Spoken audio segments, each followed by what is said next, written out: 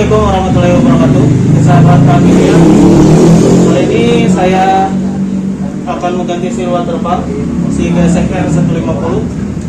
Kita akan belajar bareng buat ganti seal water pump si GSX. Hal yang kita butuhkan, saya di sini beli sepaket. Sini ada kipas, kemudian seal water pumpnya, seal water pump. Terus di sini ada dua bearing, kemudian ada o-ring ya.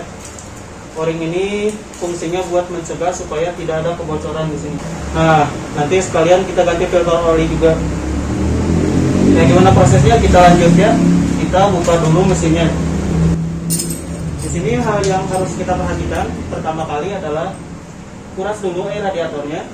Setelah dikuras air radiator, kemudian dikuras juga olinya. Nah, supaya ketika nanti kita buka bloknya, dia tidak tumpah. Kalau tumpah kayak gitu kan belepotan kemana-mana ya. Nah, baut-baut mesin kalau bisa dipisahkan dengan baut-baut bodi biar kita tidak bingung nanti pas pemasangan. Oke, kita lanjut. Assalamualaikum.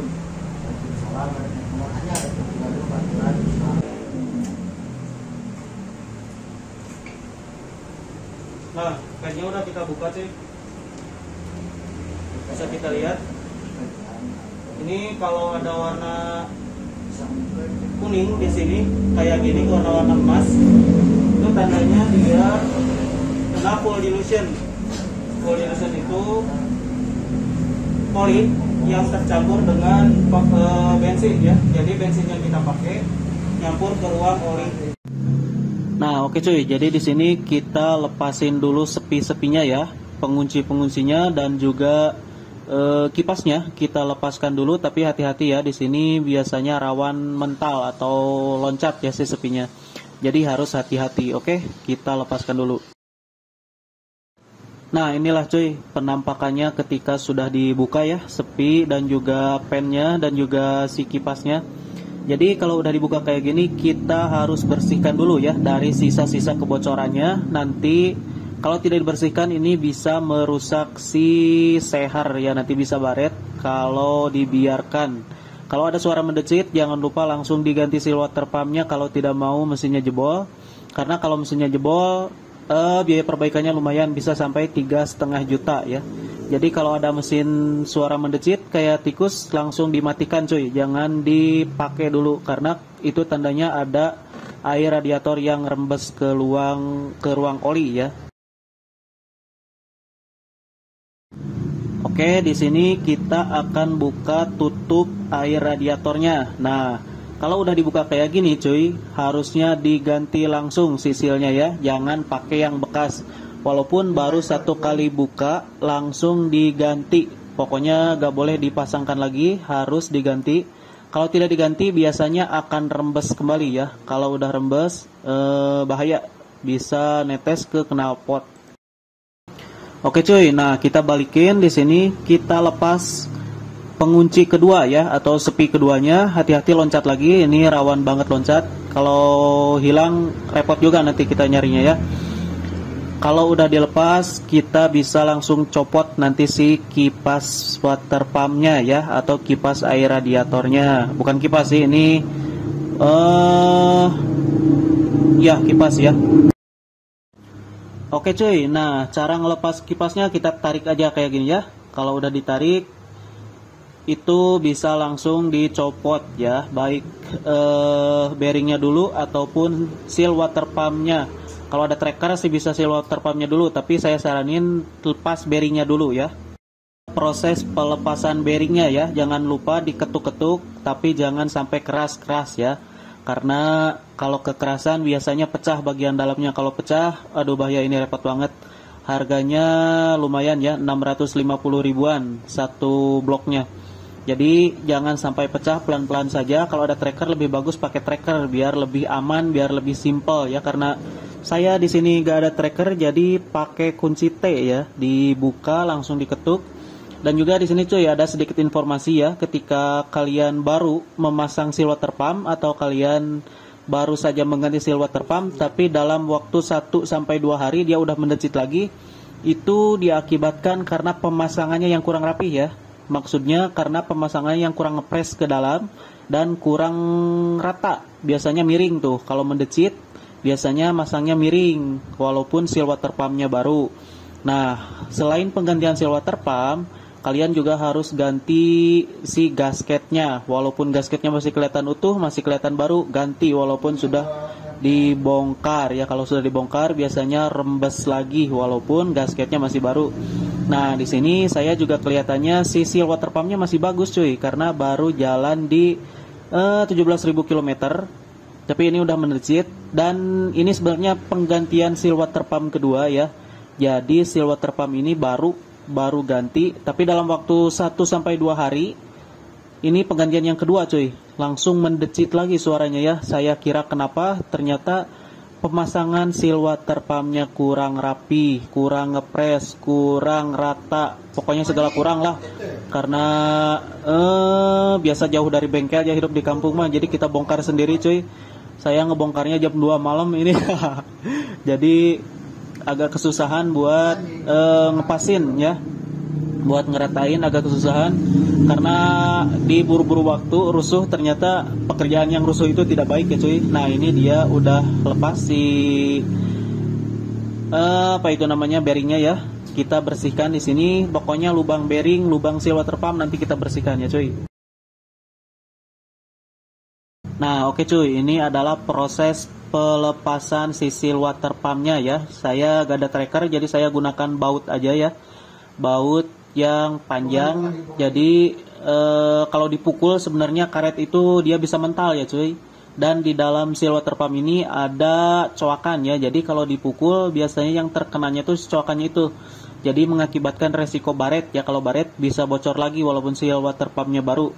Jadi harus berhati-hati ya dalam membongkarnya. Kita gunakan ring di dalamnya, kemudian nanti kita tarik pakai baut ya. Kita tarik pakai baut. Kalau udah ditarik pakai baut, udah longgar, bisa diketuk-ketuk pelan-pelan ya, jangan sampai pecah.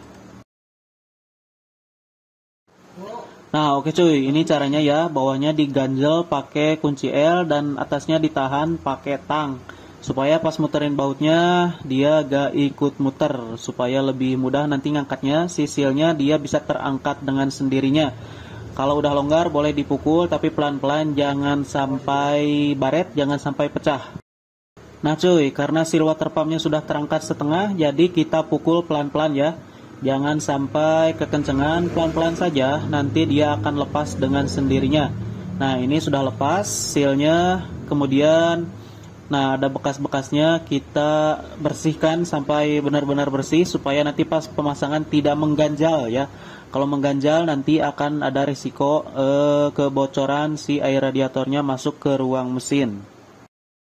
Oke cuy, proses selanjutnya adalah pemasangan bearing ya. Setelah kita bongkar si seal water pumpnya, setelah kita copot, kita pasang bearingnya untuk kita rakit kembali. Mau dipasang seal water pumpnya dulu juga boleh ya, mau dipasang bearingnya dulu juga boleh. Pemasangannya bisa kita ketuk-ketuk pakai palu pelan-pelan, dan juga bisa kita kasih bantalan ya, bisa kita bantu ketuk pakai bearing yang bekas. Nah, karena bearingnya saya ganti baru semua.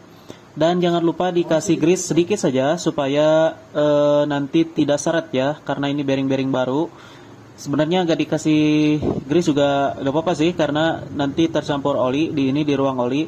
Tapi supaya memaksimalkan kinerjanya saya kasih grease-nya. Tapi jangan kebanyakan, takutnya nanti malah nyumbat di saluran-saluran oli ya.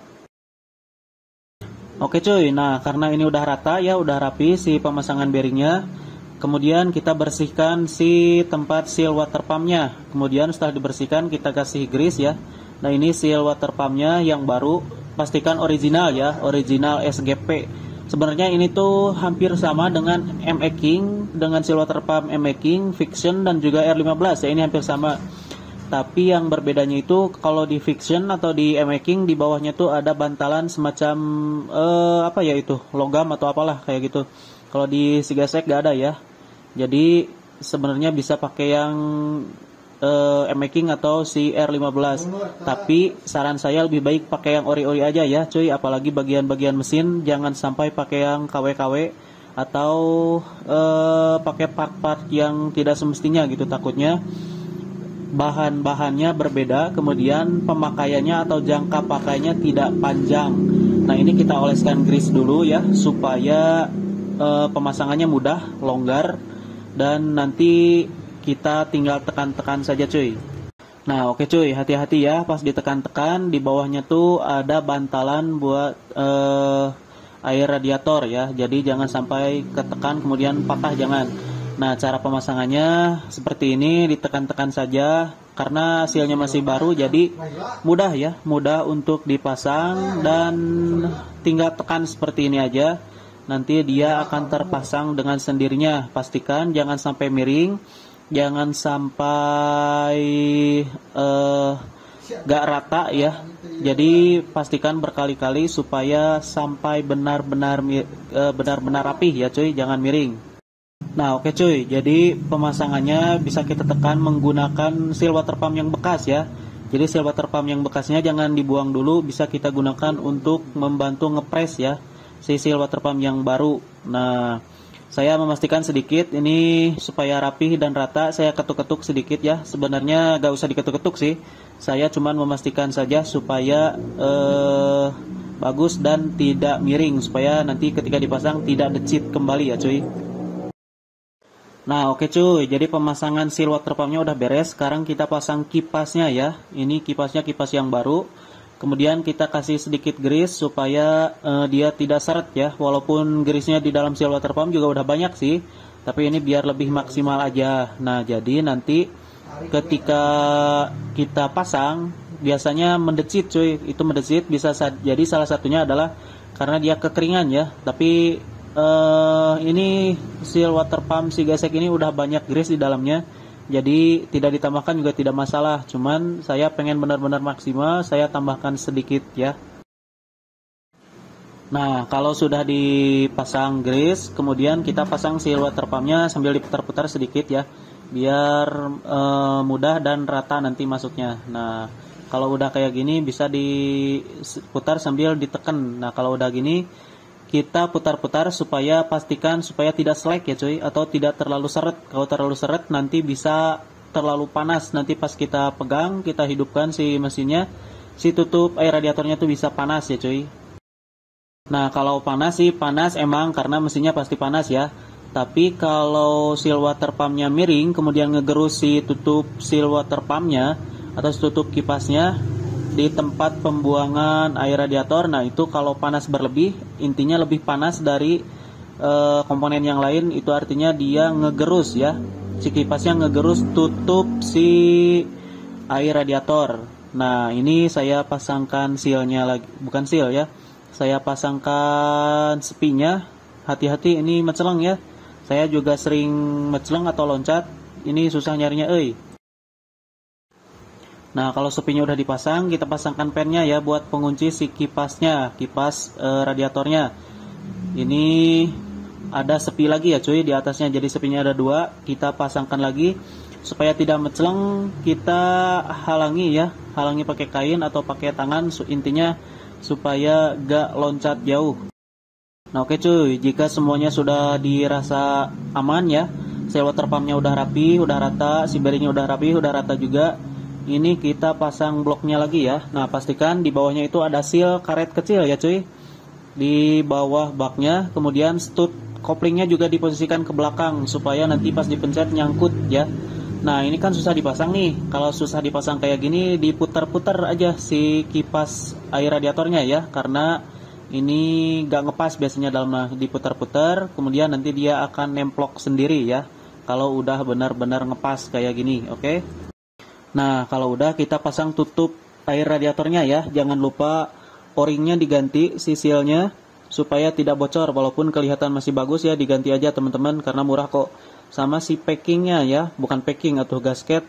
Si gasketnya diganti juga, walaupun kelihatannya masih bagus, harusnya diganti langsung supaya tidak ada kebocoran ya.